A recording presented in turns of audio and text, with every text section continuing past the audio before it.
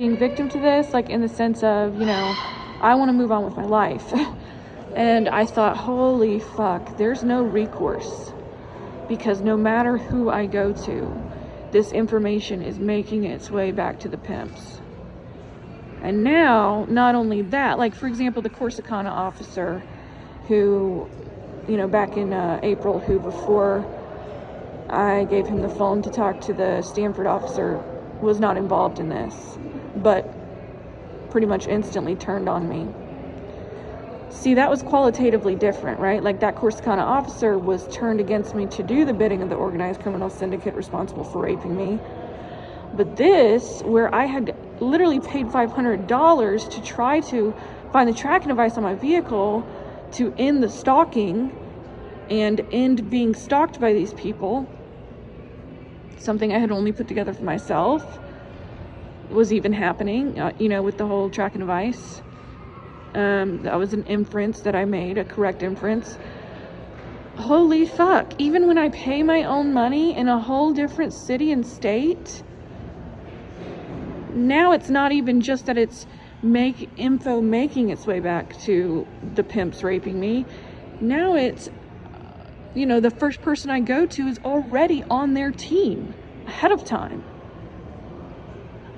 So I was like, at the time, I'm thinking, I want nothing to do with any of this. Of course, that whole time I was thinking this, but really, I was thinking, okay, even hiring a private investigator is giving this thing attention that I don't want to give it. And not only is it doing that, it's digging a deeper hole for me, because it's adding to the people getting information against me.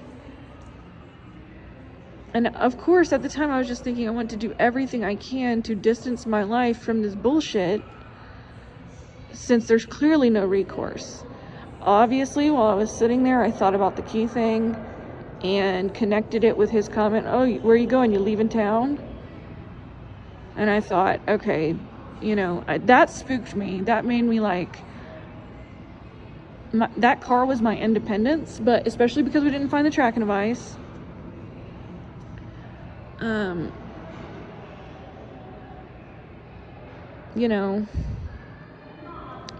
Again, there's more things about this interaction. I want to just make it clear.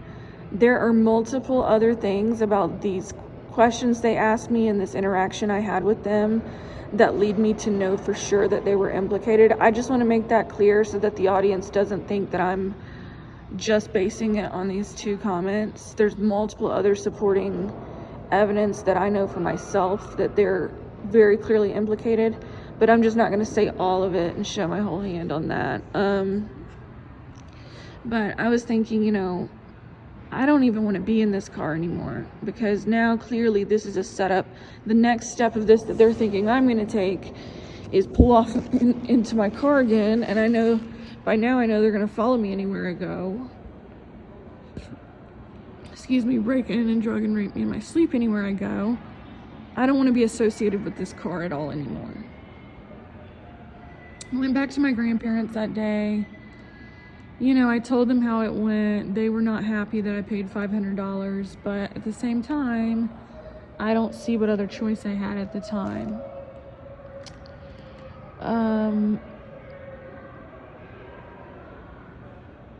I told my grandparents that I was thinking about selling my car. At this point, my grandparents are telling me I need to leave within a couple days. And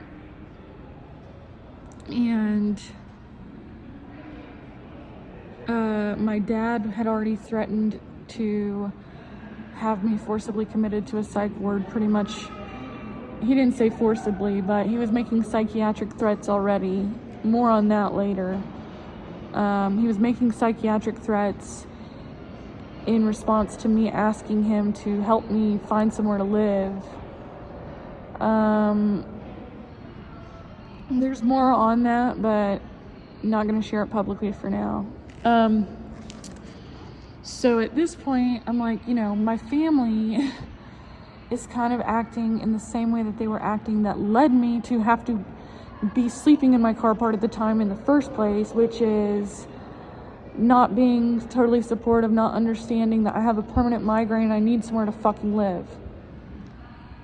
that's a factor in this. Obviously, I was an entrepreneur out there and I was making the best of life despite circumstances, but that is true that that's a factor in this.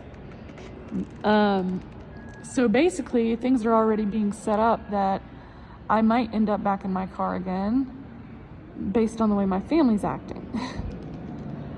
But mainly that I was scared to have any association with this car.